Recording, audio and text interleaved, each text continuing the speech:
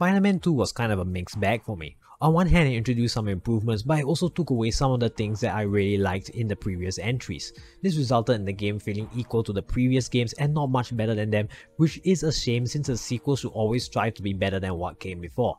Don't get me wrong though, I still enjoyed my time with it and it's a good game, but I feel like it played it a bit too safe, which prevents this game from being truly great.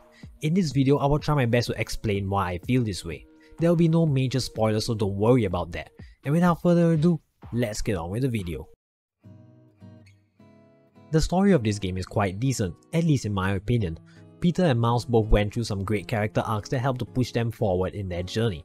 I like how they handled the symbiote arc and how it affected the people around Peter as well as himself. It's a really big part of Peter's story in this game and it was executed well. His relationship with Harry was built up decently and it made you feel for both him and Peter. One small problem I had with Peter though is that he is not as funny as he was in the previous game, so I hope they manage to fix that in the future. But overall, I like how they decided to deal with Peter as a character in this game. I also enjoyed Miles' story here due to his relationship with Peter and how big of a role he played in Peter's development as a whole. His struggle with revenge against Martin Lee was another great arc for him and it was great to experience that. My only gripe with his story though is that in certain portions you could tell they are focusing more on Peter, so they decided to give Miles some story sections that felt more like side quests. I wish they would have given him more meaningful things to do in the sections where Peter got more screen time. As for the villains, I like how they handled Venom and Kraven, as Insomniac did a good job of giving them unique twists that were not seen before. It makes this experience feel a bit more special since we have not seen those characters portrayed like this before. Some of the other smaller villains in this game were a bit disappointing though, cause they were completely off screen, which felt like kind of a waste for those specific characters. But aside from that, the main two villains being Kraven and Venom were kinda decent. The missions in this story were mostly fun to play except for a few that took you out of the experience of playing as a Spider-Man. Those few being riding a bike numerous times, playing those MJ missions and some of those gadget missions. I find it weird that we are doing these kind of missions that have very draggy and uninteresting gameplay in a Spider-Man game. They should have just implemented those story sections in a short cutscene or try to integrate it while we are playing as Spider-Man, because those gameplay sections were boring and it was nowhere close to being as interesting as the Spider-Man gameplay. And it also doesn't help that the stealth AI in this game is a bit dumb, so it brings you out of the experience while playing the MJ missions and makes the stealth feel a bit underbaked. I thought we were moving away from these kind of missions, as in Spider-Man Miles Morales they really cut down on these kind of things. So I was kind of disappointed to see them brought back. Now don't get me wrong though, I'm not hating on those MJ missions because I dislike her as a character. I actually think she's a good Mary Jane. She was there for Peter and was willing to help him through his troubles. She also had a decent character arc regarding her job as a reporter.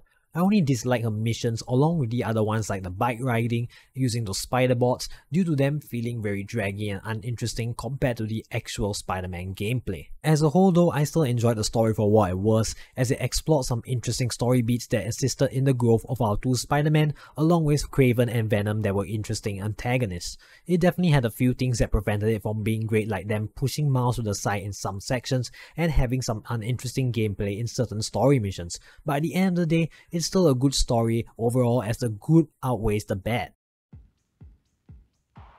The combat in this game feels good to use, but it has a few drawbacks. First off, I'm glad they decided to add a parry system, and if you utilize it at the right times, you can stun multiple enemies. I didn't really use it except in the boss fights because I have too much muscle memory from using the dodge mechanic in the previous games.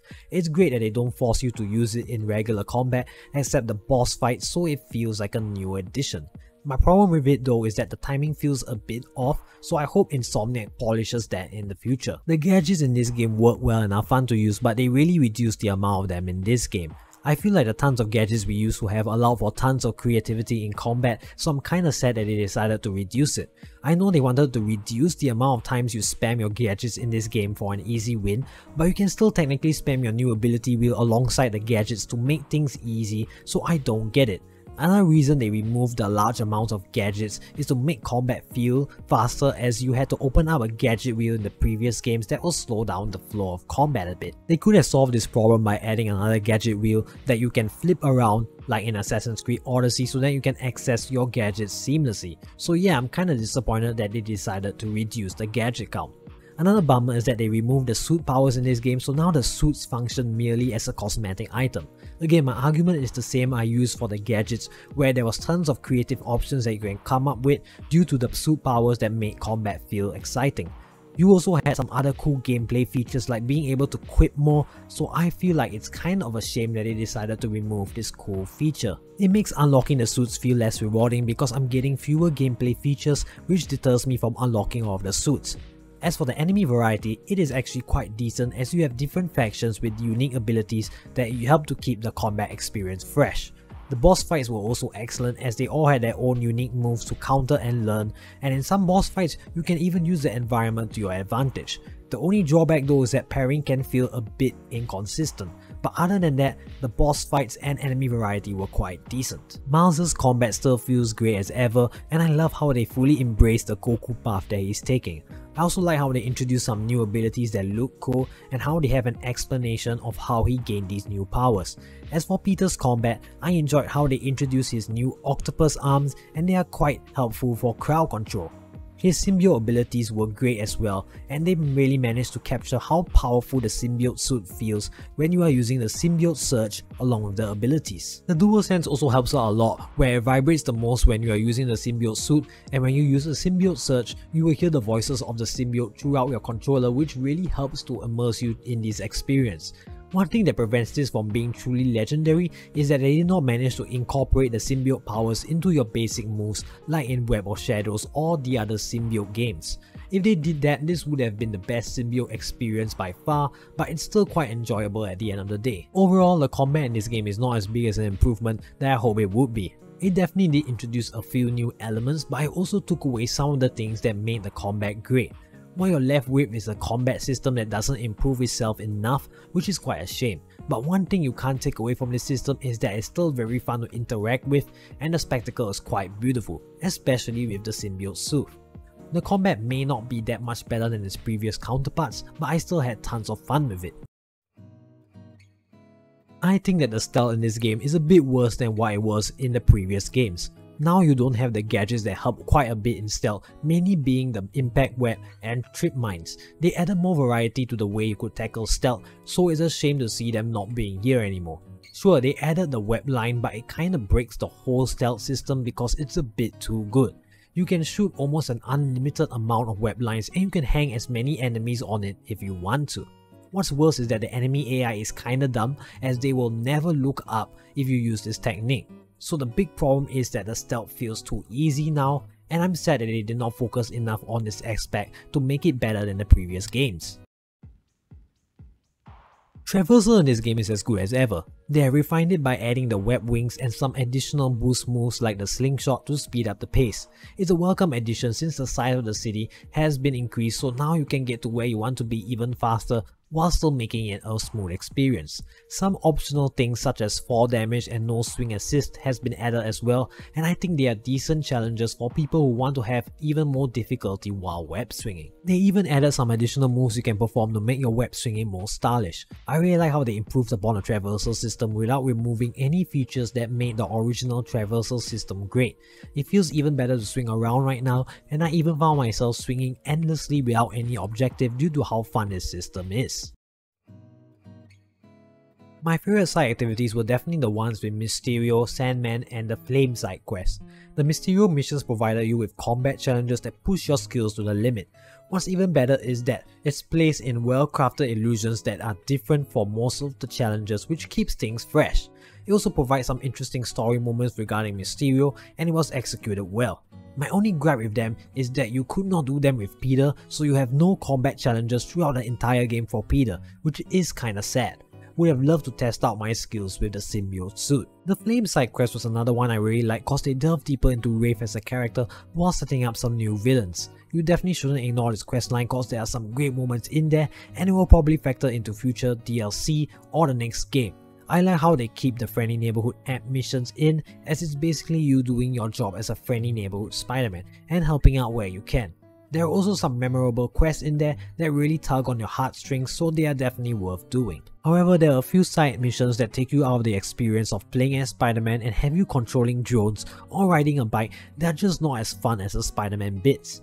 The good thing at least is that they are definitely outnumbered by the good segments that we play as Spider-Man.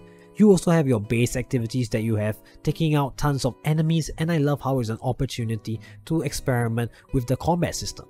Doing these bases also reveal more about the backstory of the villains, which is a neat addition. It really feels like you're gaining multiple benefits while completing this. There were also a perfect amount of them that prevented this activity from being too repetitive.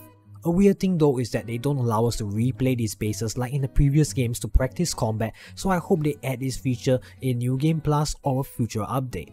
The other side activities were mostly collectible based, but they provided you with some interesting world building, so it's not just a collectathon.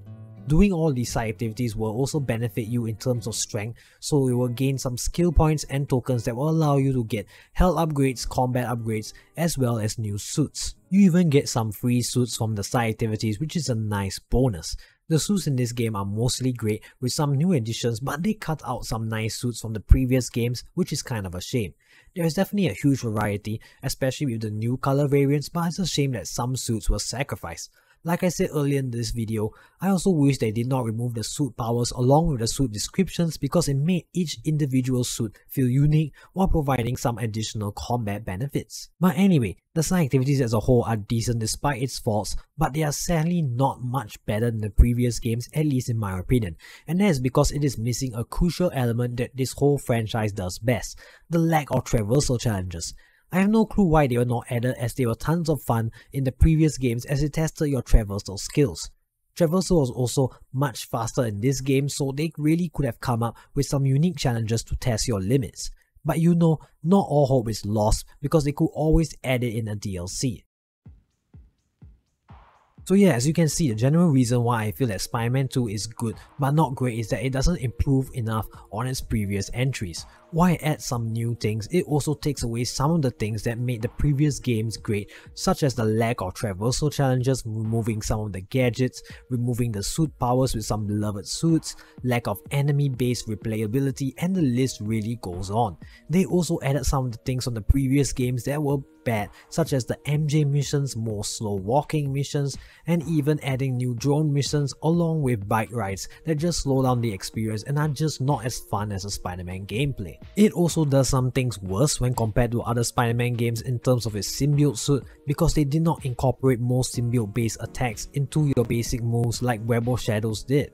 Now, I'm not saying that this game needed to completely reinvent the wheel. That is not necessary in a sequel. I just wanted it to make some greater noticeable improvements while keeping some of the things from the previous games that made it great, which is what this game kinda failed to do.